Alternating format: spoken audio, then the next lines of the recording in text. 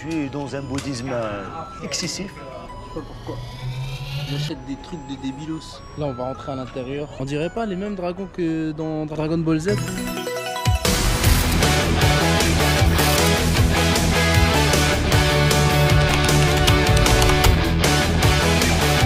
Les temples, on va voir ça. Là, on est au temple d'argent. Donc là, pour rentrer au temple, vous devez payer ces 50 bahts l'entrée. Et il vous donne aussi un petit porte-clés. Voilà. Une fois que vous avez payé, vous pouvez vous balader où vous voulez et rester autant de temps que vous voulez. Là, vous avez des petits endroits pour donner des offrandes. Et si je peux vous donner un conseil, c'est de bien respecter tout ce qui est écrit sur les panneaux. Je suis dans un bouddhisme excessif, mais modéré. Là, on est à Wat Sri Suphan, donc le temple d'argent. S'il est appelé comme ça, c'est parce qu'il est fait qu'à base d'inox. On va rentrer à l'intérieur. Et malheureusement pour vous, mesdames, ce temple est interdit aux femmes. Et on va trouver à l'intérieur un magnifique Bouddha doré. Donc des comme ça, vous en trouvez partout dans la Thaïlande. Là, il faut savoir que même le plafond, il est en inox. Ensuite, à l'extérieur, se trouve à disposition des offrandes et de l'encens que vous pouvez acheter et déposer au pied de statuettes. Ces petites statuettes, je ne sais pas ce que c'est. Quand c'est des éléphants, il me semble que c'est de l'hindouisme. Dites-moi dans les commentaires si c'est bien ça. Ici, on a Wat Pri Phang. Voilà.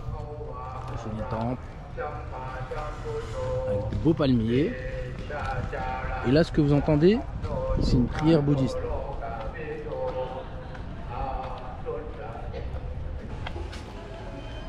Regardez. Je sais pas pourquoi. J'achète des trucs de débilos. Mais bon, je sais même pas pourquoi je l'ai acheté.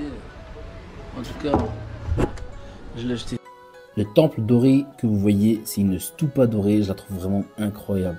Mais attendez de voir ce qu'il y a à l'intérieur de ce temple, juste là. Donc ça, ce sont des statues d'anciens moines. Et ils leur ont rendu hommage en laissant la statue. Mais c'est vraiment des statues 2.0. Ces statues ont l'air tellement réelles. C'est parti maintenant. Un temple au cœur de Chiang Mai qui a plus de 600 ans et qui a survécu à un tremblement de terre. Bienvenue à Wat Chedi Luang. Dites-vous bien qu'à l'heure où je vous parle et que je fais cette vidéo, on est en 2025 et ce temple, il a plus de 600 ans. Il a été touché par un tremblement de terre en 1545. Je sais pas si vous imaginez la pierre comme elle date. Dans le complexe où je me trouve, il y a aussi Wat Prasing. Là, on va rentrer à l'intérieur. Je sais pas si vous voyez, mais je trouve ça extraordinaire. C'est magnifique. J'ai pas les mots. Regardez-moi ces dragons. On dirait pas les mêmes dragons que dans Dragon Ball Z. Franchement, regardez-moi les détails. Ça brille partout. C'est incroyable. Là, Avant de rentrer, veillez bien à enlever vos chaussures. Faut absolument respecter ça. Les Thaïs, ils rigolent pas avec ça. C'est une question de respect. Et là, comme vous pouvez le voir, il y a plein de gens en short. Ici, c'est toléré, mais dans d'autres temples, c'est pas toléré. Donc, faites bien attention. Renseignez-vous bien avant de faire un temple, peu importe où vous allez en Thaïlande. Parce que si vous allez en Thaïlande, c'est sûr, vous allez faire des temples. Il y en a partout. Donc voilà, les gens sont assis respectueusement et assistent à la prière. Avec au fond, un magnifique Bouddha doré. Voilà les gars. Donc là, on se retrouve au temple rouge. Non, je rigole, je sais pas comment s'appelle ce temple. Et je vais vous mettre le nom du temple. En tout cas, Chiang Mai, niveau temple, c'est très très lourd. Moi, je trouve ça vraiment incroyable. Vraiment trop beau. Donc voilà, ils font des prières. T'as pas le droit de monter avec tes chaussures. Ensuite, quoi de mieux que de visiter les temples de la capitale Bangkok. Donc là, en tuk-tuk, je me suis rendu jusqu'au fleuve du Chao Phraya où j'ai pris un bateau. Et donc faites attention quand vous prenez un bateau, ne prenez pas un bateau privé. Prenez bien un bateau public, c'est comme le tram, c'est comme le métro. C'est considéré comme un transport public et ça coûte 3 fois rien.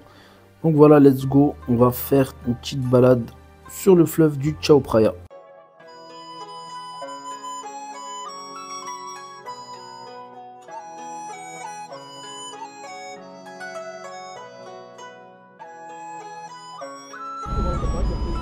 Ouais, regarde, donc là, on va aller visiter le Grand Palais.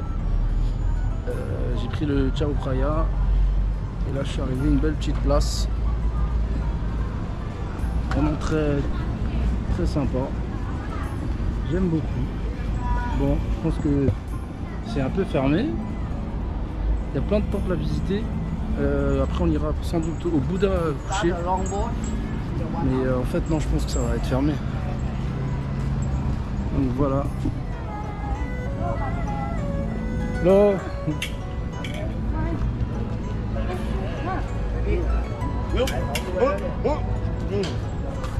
Hello. No, no, thank you. Attends, c'est où le grand temple? Donc là on arrive au grand palais. Il est immense. Il fait tout le long.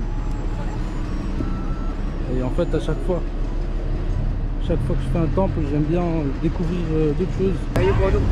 J'avais déjà fait le Big Buddha, le Bouddha couché. Et là c'est parti pour voir le grand palace.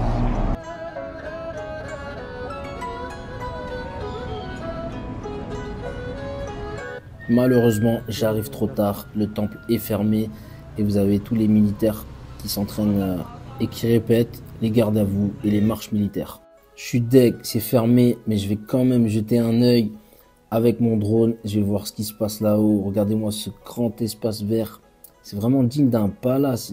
Voilà, là vous voyez, à l'intérieur il y a plusieurs temples. Donc c'est un complexe de temples et il y a plusieurs choses à visiter. Je vous présente le seul Bouddha debout de la capitale qui fait 32 mètres de haut et 10 mètres de large. C'est vraiment incroyable, c'est le seul Bouddha qui est debout. Tous les autres de la capitale sont couchés ou assis. Et au pied de ce Bouddha appelé Luang Por, vous pouvez y déposer des offrandes. Je trouve vraiment ça dingue. Du haut de ces 32 mètres, ce grand Bouddha guette la ville de Bangkok. Restons toujours à Bangkok, même si on est loin de l'agitation de la ville. Le Wat Ratchbopit est un temple magnifique, il est un peu moins connu à Bangkok. Dans ce temple, il n'y a pas de moines qui y résident et vous y trouverez également un cimetière royal. Le Wat Arun, du haut de ses 70 mètres, ce temple est un véritable point de repère dans le paysage de la ville. Littéralement appelé le temple de l'aube, franchement je le trouve vraiment splendide, c'est un des plus beaux temples que j'ai fait. Vous pouvez voir de part et d'autre les deux gardes qui sont des yakshas, qui sont issus d'une grande classe d'esprit de la nature. Ils ont pour rôle d'être gardiens des trésors naturels et des temples sacrés. Comme vous pouvez le voir, les chats sont toujours les bienvenus dans les temples.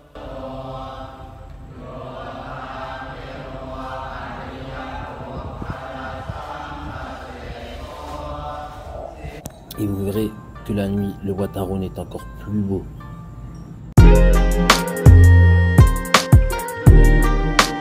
Je sais que la plupart des Français vont souvent à Phuket ou Pattaya.